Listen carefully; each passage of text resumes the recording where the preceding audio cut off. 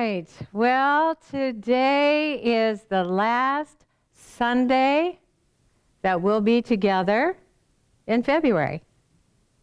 And you may recall that we began this month with the recognition that because February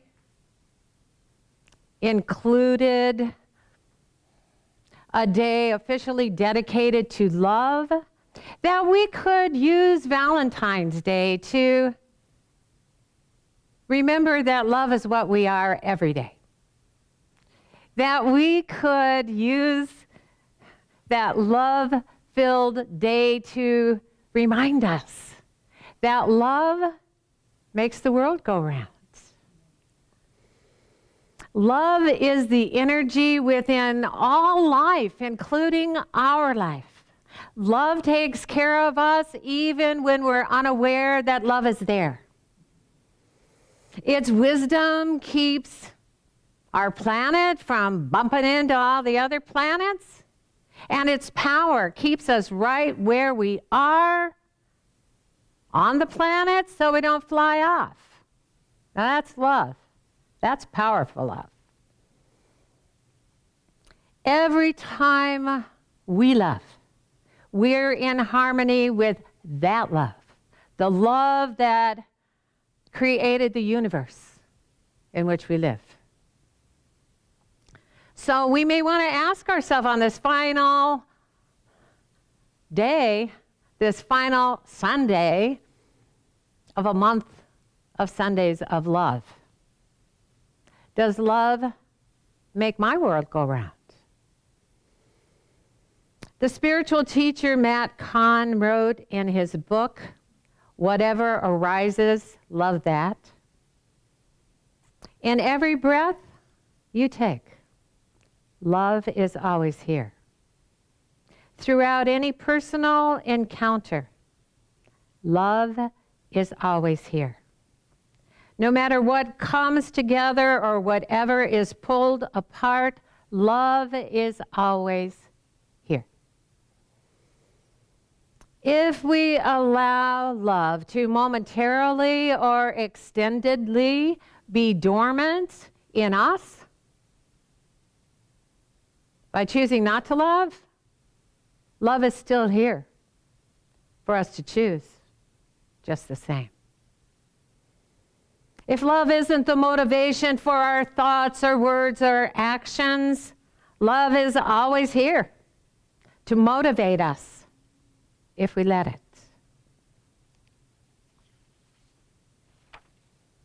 Love is always here because love is all there is to everything here and there and everywhere, including right where we are at any time, every time.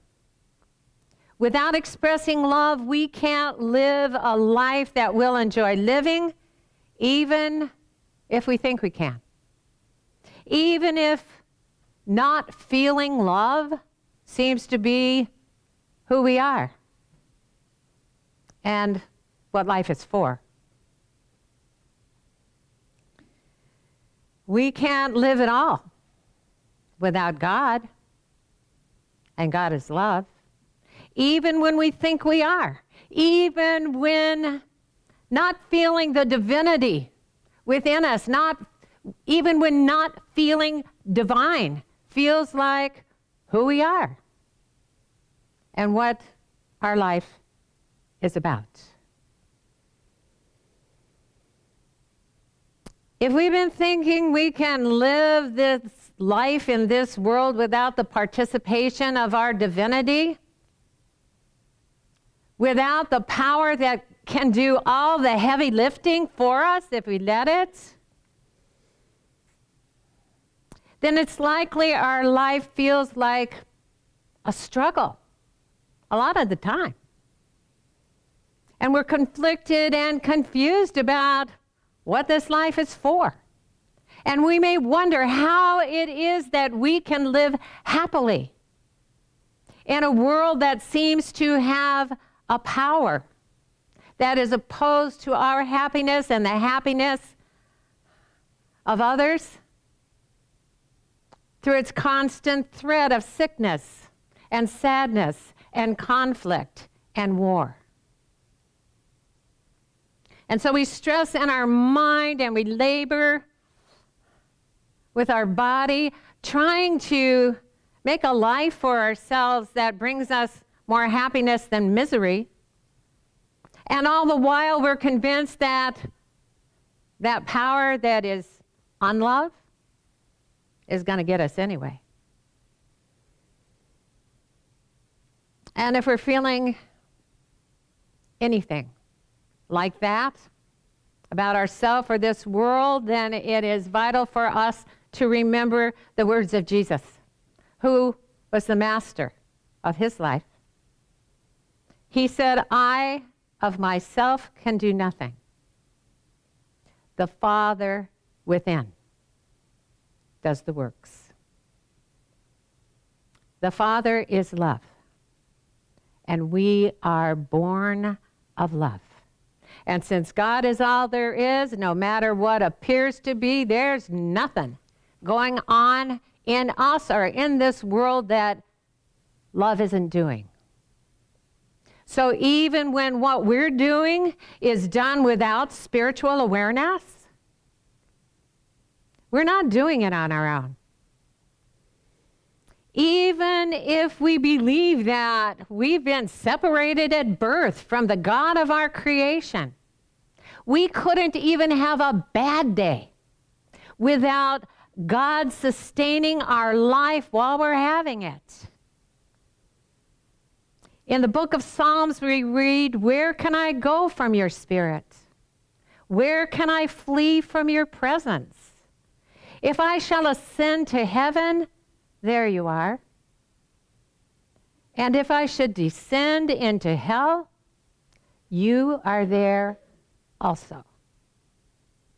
We can't lose our oneness with the spiritual world because that's where the greater part of us exists already, even now. The physical world and our human form within it couldn't appear without spiritual backing. If God were to separate from us for any reason at all, we wouldn't know about it because we wouldn't be. Thank God there's more to us than meets the eye, because it sure looks like we're doing this on our own. Thank God there is a non-physical, invisible aspect of us that is the greater part of who we are. The inside to our outside, that is the boundless divinity of us. And it's always there within us. Our inner being is the one that holds the awareness that we are now and forever an eternal part of eternity. It contains the memory of our divinity. We could say that the guru in you never forgets who you are, where you came from, where you are now, and why you're here. Isn't that extraordinary? That in an infinite universe, without boundaries, that goes on and on forever, we can never be lost within it if we look within us for directions. Our spirit, our true self, is always invisibly here. We can't leave home without it. We can't live in our home without it. It never forgets who we are and why we are. It always knows, because it is the non-physical part of us that is always right where we are. Of course it knows where we are. It's always being and supporting who we are. So of course it knows who we are.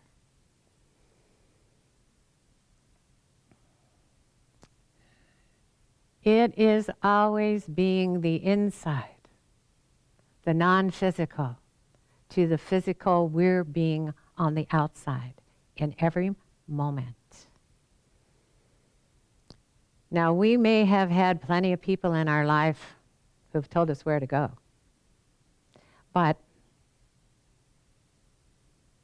only the divine within us consistently loves us and directs us towards our happiness. But it's up to us to know who to call, to decide to tune into that presence that is always here, and to look for wisdom and guidance right where we are. Abraham Hicks tells us this is the most important thing for you to know. And if you hear these things, these very few things, you'll be all set. There is a physical world. You live in it. You can see it. That is an extension of a non-physical world. The non-physical world is the basis of the physical world, and it is all good. Teach yourself in whatever way you can to be based first in the non-physical world. Even though we're capable of focusing on ourselves as a solely separate human being, even though we're able to forget that there's more to life than what we see with our physical eyes, the guru within us never forgets our divinity and our inseparability from the creator of all that is.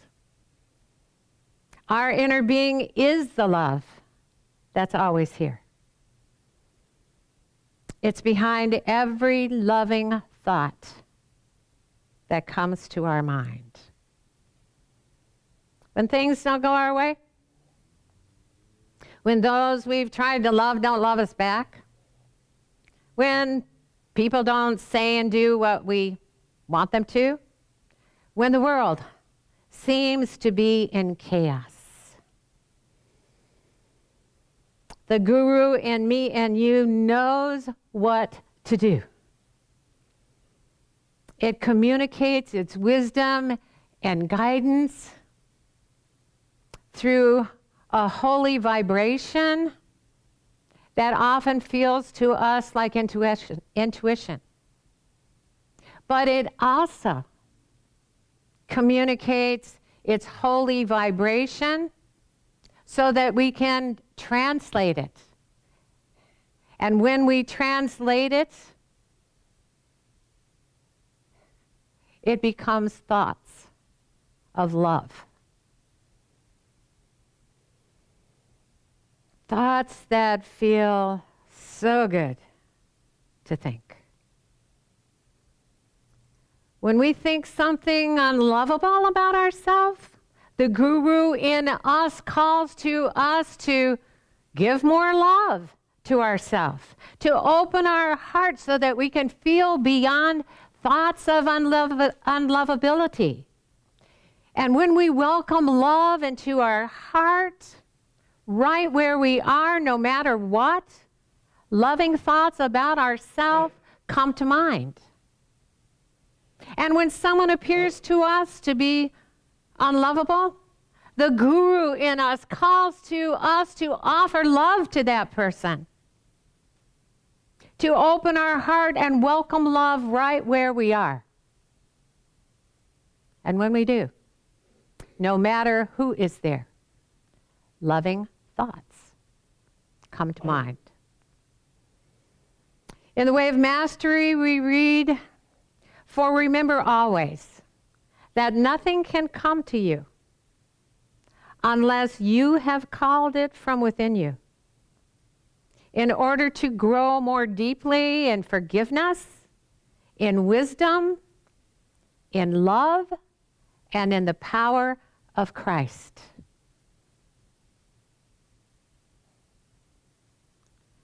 The Guru within us always calls us to love more because it knows we are love.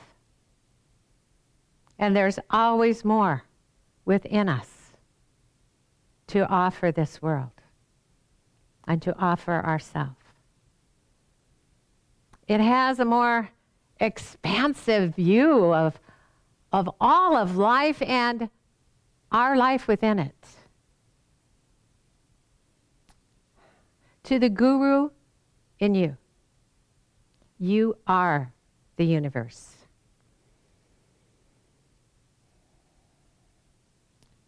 You are the very center of it, gifted with infinite possibilities at all times for expressing life in beautiful, loving, grace-filled ways.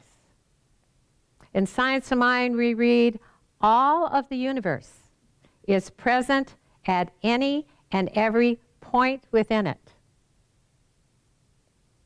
I'll let you think about that, but I'll go on to explain it. Which is to say, there's not more of the universe over there than there is over here. Not more of the universe down there than there is back there. The universe is always at its center everywhere, and its circumference is nowhere. Which means that at the very point where we are, wherever we are, all the possibilities within the universe are there too. We're standing as an individual expression, an individual point of the universe of love. And that's the point the Guru in you is focused on. The point where we are, the point where we are one with the universe. And as the song goes, as far as our Guru is concerned, anything you want, you got it. Anything you need, you got it. And all that's required of us to live a life of joy and love and freedom that blesses us and blesses this world is our willingness to ask the divine within us to show us the way to do it. So are we ready to look to our Guru, to the Son of God within us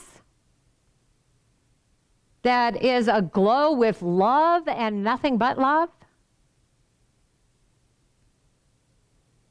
It is an all-powerful presence that can heal our mind of sad, sorrowful, sick images of life by offering us the truth of what life is. No matter what may be going on in our life or in the world, the love within us isn't going anywhere. It's always here. It's not going to turn away from us even when we turn away from it. But when we turn to it, love will heal all that seems to us to be unlovable and unhealable. The spiritual teacher Nisargadatta Maharaj said, instead of searching for what you do not have, find out what it is you have never lost.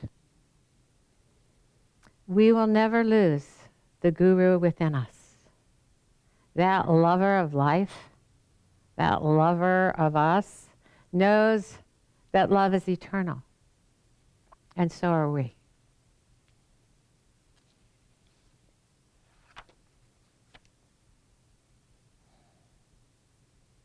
The guru within me and you lets us know in every moment by how we're feeling in that moment if what we are thinking will bring to us the love we are wanting. You were created to create all that is good and beautiful and true. Just ask the guru in you. Namaste.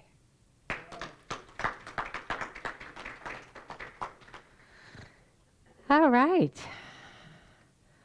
Well, this is the time of our service where we express our gratitude, where we are so filled with love and appreciation for each other, love and appreciation for all of you who are watching us live stream or going to catch us later in the week. We love you too. We are so filled with gratitude that we can come together and say out loud words of love, that we don't need to hide it, that we can just be in love with life everywhere we go. We're grateful to know that there is a place where we can come and be loved and supported in all that we desire to do in this life. And we're grateful to all of you for your financial support that keeps this message of love going in the world, throughout our community and on to every place in this world. There is a center for spiritual living in the Ukraine. There are centers for spiritual living everywhere. And the message of love is everywhere. And the presence of peace is everywhere. And so if you don't know by now how to financially support LEC, then there are several ways. You can hit the donate button on our LEC Facebook page, Life Enrichment Center. You can go to our website, lecflint.com, and hit the contribute button. If you're a member of PayPal, that's an easy way to support us. And as our treasurer likes to say, you can always send a check and we'll take them straight to the bank. So our address is 2512 South Thigh Road, Flint, Michigan, 48532. And I always like to say what Grateful Jim says all the time, just to remind you, you can't outgive God. So, while our gratitude receiver comes forward and receives the gratitude that is so palpable in this room this morning, we're going to play a gratitude song that just lifts our spirit right up there. And so we're going to play, the song is Grateful by, don't have their names on my list, so hang on just a second. Who knows? Gary Lynn Floyd and Nemo Patel. See? The guru in me said, Nemo Patel, and yes. So I got it. All right, so that's the song. Enjoy it, and Giannis, do your dance.